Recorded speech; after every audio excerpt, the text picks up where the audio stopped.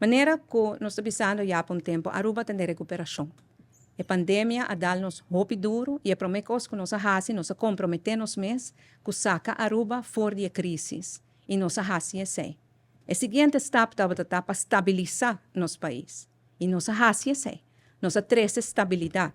Nós também que nosso turismo está indo enormemente bom. Nós vemos a cifra, não, como nesse dangue, eu deveria apresentar esse man aqui, justamente riba a luna de Mei, que está uma luna hobby positivo a trove. Nós também que danke nessa nossa economia está crescendo ainda, para de 3 anos atrás de outro, de forma abrumadora, para a depois da pandemia. O crescimento da economia está cria cupo de emprego. Nós vemos que nosso desemprego baixa mais bom de 20 anos aqui na Aruba.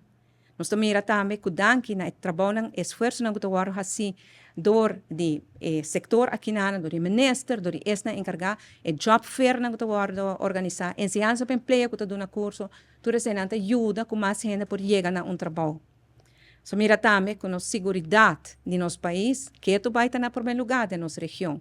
Se nós retornamos para Aruba vir um país hope seguro e com a abertura de Operation Command Center amanhã na Sabaneta, muito bem feita com essa que vai ajudar-nos mais para ter Aruba seguro. Essa é a estabilidade e a prosperidade que nós buscamos. Mas nós comprometemos mesmo aqui para procurar que a prosperidade aqui guarda sentir em cada esquina de nosso país, em cada rincão de nosso país, na carteira de nosso cidadão. Isso aí também nós estamos fazendo.